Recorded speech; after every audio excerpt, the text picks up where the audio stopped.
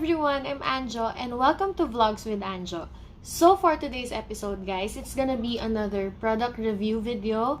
And ang reviewin ko for today, it's a new local brand. Yung product na nilaunch nila is a very innovative product. I think this is the first here in the Philippines. Okay guys, so let's cut to the chase. Ang reviewin ko for today is from POLLY Lashes PH. Diba sinabi ko kanina na it's an innovative product and it's the first here in the Philippines. Why? Because they sell a hybrid of eyeliner and lash adhesive. Yes, you heard it right. Wala pa akong naririnig na ganon. Bukod dun sa product na favorite ni Careline Lights. Na-mention yun sa isang favorites video niya, I think for the month of May. If you are curious guys kung ano ang laman nito and curious kayo dun sa hybrid ng lash adhesive and eyeliner, just keep on watching and leggoo. Okay guys, so in-order ko siya sa website nila mismo. They don't have any store in Lazada or Shopee yet. I don't know if they are planning to open one, but sa ngayon, they only have their website. Dun ka directly mag-order. And this cost for 899 pesos. It just showed up sa newsfeed ko sa Facebook. I really don't have any plans of purchasing this kasi parang sabi ko 900, parang medyo pricey siya. But nakuha nila ako sa free shipping and COD. Yes guys, kahit wala sila sa Lazada or sa Shopee, meron silang COD. It comes with this package. Tapos ganyan lang yan. Thank you. Ayan. Open mo, ito siya. Tapos, itong suot ko palang headband is a freebie from them. Ang cute. Kaya ginamit ko sa video na to. Sa second part ng video ko, nasasabihin yung mga thoughts ko about the product. Sa ngayon, sasabihin ko lang muna yung mga facts about the product. Hanggang dito sa plastic, ito na siya, yung carton niya. It's cute. Ayan, POLLY Lashes. Dito sa baba nakalagay yung name niya talaga. Lush Bond Adhesive Liner and Lash Kit. So, zero glue, zero magnets, all day hold. Taray, diba? Sa likod, ganun pa din. Meron lang silang description ng product. Tapos, meron silang how to use, may specifications, and ingredients. So, basahin natin guys yung claim sa Lush Bond Adhesive Liner and Lash Kit is an innovative makeup tool that will change the way you apply your falsies with ease. This reusable kit contains an adhesive eyeliner that ensures effortless false lashes application without the use of glue and magnets. Made from lightweight synthetic fibers, Lush Bond delivers volume that gives your eyes a wispy look the easy way. So, how to use? Meron lang silang 3 steps. Prep, line, and blush. So, specification, yung eyeliner has 2 grams of product. Tapos, this package includes the 3 pairs of false eyelashes, isang adhesive eyeliner pen, and 1 tweezer application. Kaya siya 900 pesos. Kasi marami siyang inclusions. Which is, nakita ko, parang, okay na rin, di ba?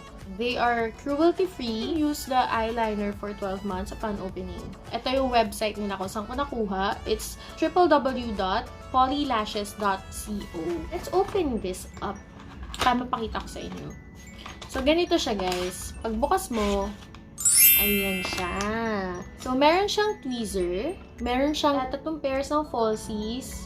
Ayan, magkakaibang design from simplest to bongacious.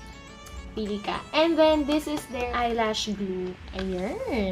Yung eyeliner pen mismo, dumidikit dun yung falsies. Okay. Meron siyang ball sa loob so that you can shake the product well, which is nice. Naalala ko sa kanya yung KVD ko. So, may tweezer sila. So, mas mabigat siya compared dito. Before we use this on our eyes talaga, on our lashes, gusto ko lang i-compare yung glue dito sa adhesive eyeliner nila. Yung ad nila, naglagay sila dito, nito, tapos dinikitan nila ng falsies, tapos hindi natatanggal basta-basta.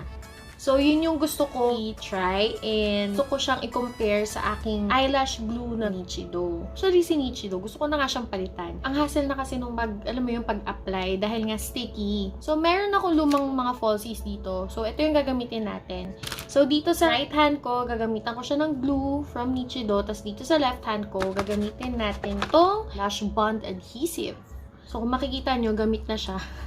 Tapos, ayan no, namumuo yung mga glue. Ito yung problema ko kasi, ang liit niya, tapos pag open mo, may mga nag-accumulate ng glue. Problema pa siya.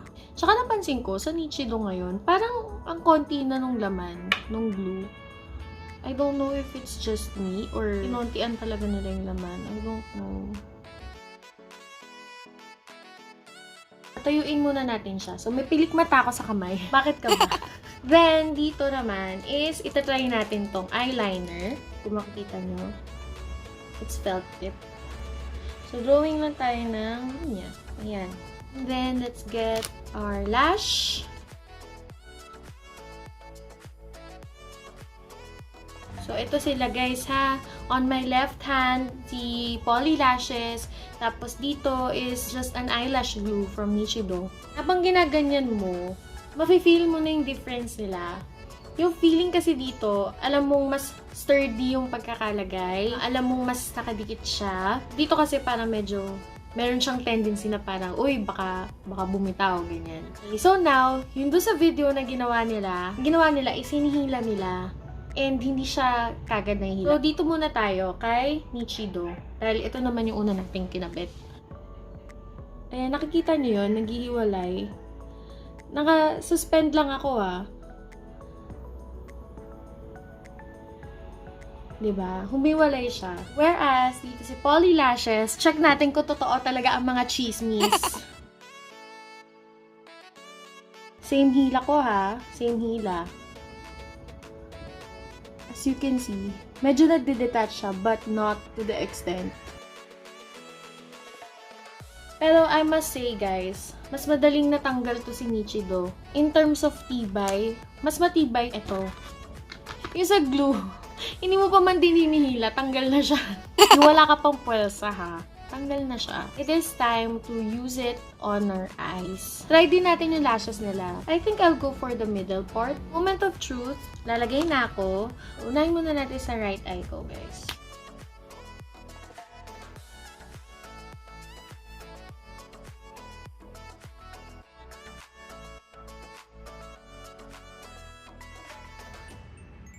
Nakakatawa naman to. Ang bilis niyang ilagay.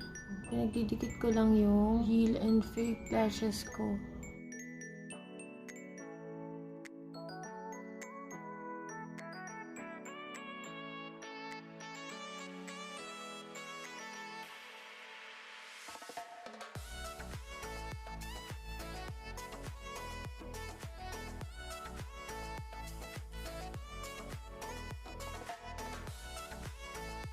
So, ito na yung tsura niya, guys.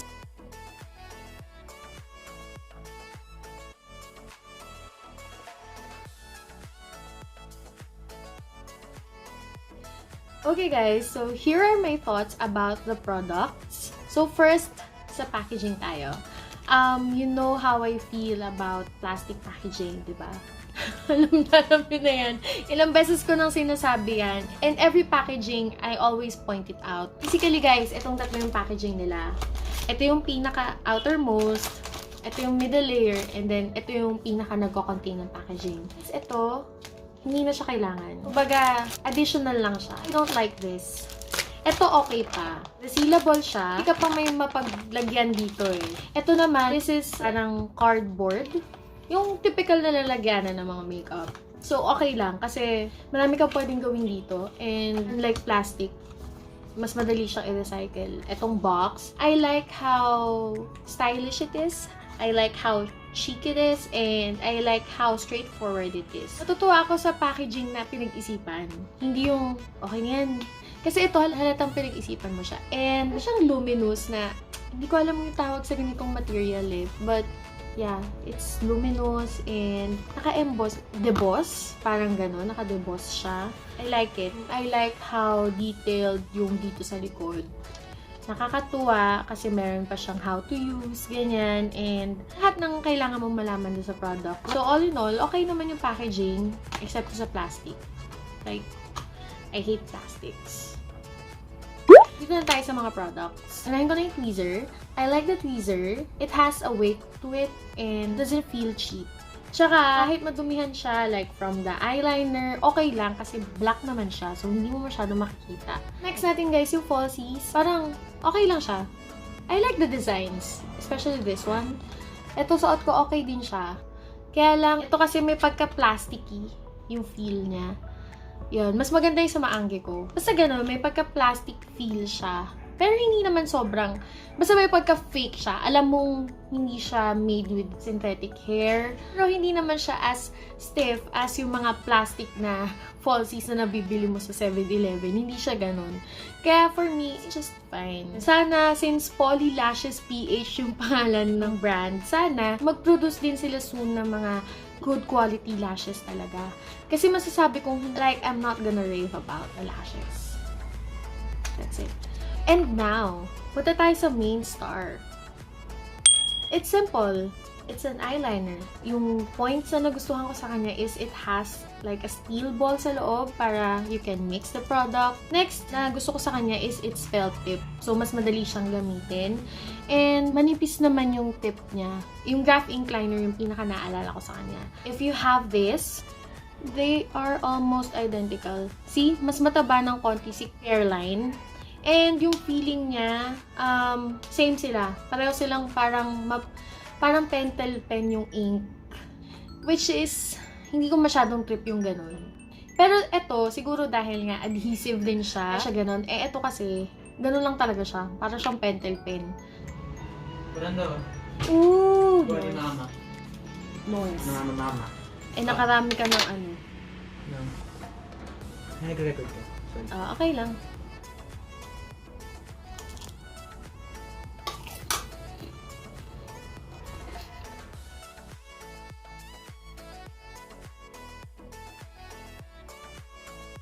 Okay, as I was saying, swatch ko na lang sila dito para may idea kayo kung ano yung pinagsasabi ko. Topmost part is Kat Von D. Sa gitna is si Careline. And sa pinakababa, si Polly Lashes PH. In terms of parang consistency nila, magkapareho si Careline and si Polly Lashes. Yung parang may shine, hindi siya yung matte na black. Since it's also an adhesive, when you feel it, as compared kay Careline, medyo parang may sticky feeling na konti si Polly Lashes. If you love the Careline Graph Ink Liner, I'm sure magugustuhan nyo rin to si Polly Lashes. In terms of its eyeliner job ha. Now, punta tayo sa adhesive side niya. Sa pagiging lash adhesive niya, guys, wala akong masabi. Hands down ako. I love this. I love this product kasi it makes your life easier eh. Kasi ako, kahit na medyo matagal na ako nagme-makeup, struggle pa rin sa akin minsan yung pagpa-falsies ko. Unang gamit mo sa lashes, of course, okay siya. Kasi wala pang mga glue na nag-accumulate. Pero kasi, as time goes by, kahit na nililinis mo siya, may mga natitira pa rin glue doon sa falsies mo. And mas mahirap na siyang ilagay compared sa pagbago pa lang siya. Hindi kasi ako basta-basta nagtatapon ng lashes. I use it for at least 10 times. Nililinis ko lang siya. Ayong yung lashes. Don't judge me, okay? Anyway, problema kong kabilang dulo. Minsan, yung dito sa pinaka-innermost ko is hindi siya dumidikit. Nakaangat lang siya. Or dumikit man siya, after a while, aangat na siya. So, nakaangat siyang ganun. Ang pangit. For the longest time, yun yung lagi kong problema. This is a game changer, guys. This is a game changer. This is a makeup innovation that we needed. Mapa-beginner ka man, mapa-professional ka man, or just, you know, in the middle. Sobrang helpful to. Lalo pag nagmamadali ka. And, gusto ko sa kanya, it is not messy at all. Kasi, naglagay ka lang naman ng eyeliner, tapos, you just pop on your lashes. That's it. I really swear, sobrang game changer siya. Will I recommend it? Obviously, yes. Tinatanong pa ba yan? It is a must-have in your makeup kit, in your makeup collection. Feeling ko, say goodbye na ako sa mga lash glue ko forever. Itong Nichido na to, goodbye Nichido. Bye. If you want to get yourself this product, I will link them on the description box down below para you can get yourself one. So that's it, guys. I hope nagustuhan niyo yung video ko ngayon. And if yes, please give it a thumbs up. Tapos, subscribe ka na din sa channel ko if you haven't yet. Click mo na rin yung notification bell para updated ka pag may bago akong upload na video. So, I hope to see you guys on my next video. And don't forget to always radiate happiness. Bye!